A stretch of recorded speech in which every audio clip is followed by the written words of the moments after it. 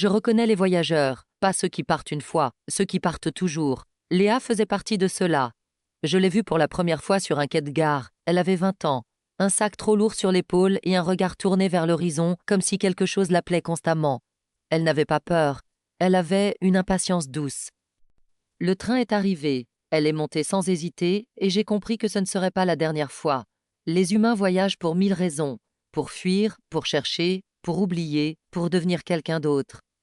Léa disait qu'elle voulait voir le monde, mais ce qu'elle cherchait réellement restait flou même pour elle. Je l'ai suivie de loin. Ville après ville, chambre après chambre, rencontre après rencontre. Elle restait rarement longtemps. 3 mois, 6 mois, 1 an parfois. Puis elle repartait, toujours avec un nouveau billet.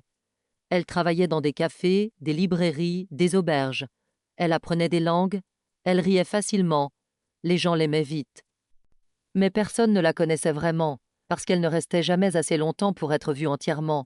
Un soir, dans une petite ville au bord de la mer, elle a rencontré Mathieu. Il était différent. Il ne cherchait pas à la retenir. Il ne lui posait pas trop de questions. Il marchait longtemps. Il parlait peu. Avec lui, elle ralentissait. C'était nouveau. Elle a prolongé son séjour. 1 semaine, puis 1 mois, puis presque 1 an. Je me suis demandé si elle avait enfin trouvé un endroit. Mais un matin, elle s'est levée avant lui. Elle a regardé la lumière entrer par la fenêtre. Elle a murmuré « Je ne peux pas ». Elle est partie sans bruit. Certains humains ont peur de s'arrêter, parce que s'arrêter signifie regarder ce qu'ils fuient. Les années ont passé, elle vieillissait doucement.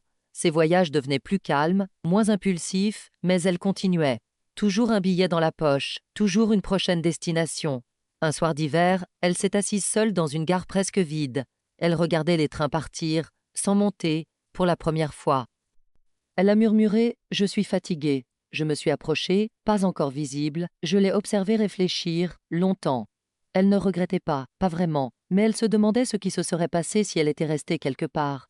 Les humains pensent souvent en termes de routes non prises, mais ils oublient les chemins réellement vécus. Elle a sorti de sa poche un vieux billet, jauni, celui du premier voyage. Elle a souri. J'ai vécu quand même. Oui, elle avait vécu, différemment, sans racines profondes, mais avec 1000 fragments d'histoire. Quand je me suis révélée à elle, elle n'a pas eu peur. Elle m'a regardée comme on regarde une destination finale après un long trajet.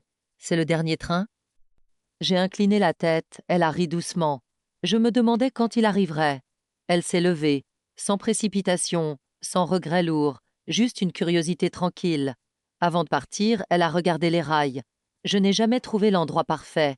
Je lui ai répondu « Peut-être que ton voyage était l'endroit ». Elle a réfléchi, puis elle a hoché la tête. Nous avons marché ensemble. Elle n'avait plus de bagages, plus besoin. Je continue d'observer ceux qui fuient, ceux qui cherchent. Et ceux qui comprennent tard que certains chemins ne mènent pas à un lieu, mais à une compréhension. Demain, je raconterai peut-être l'histoire de quelqu'un qui n'a jamais quitté sa maison, ou celle d'un être qui a attendu toute sa vie sans savoir quoi.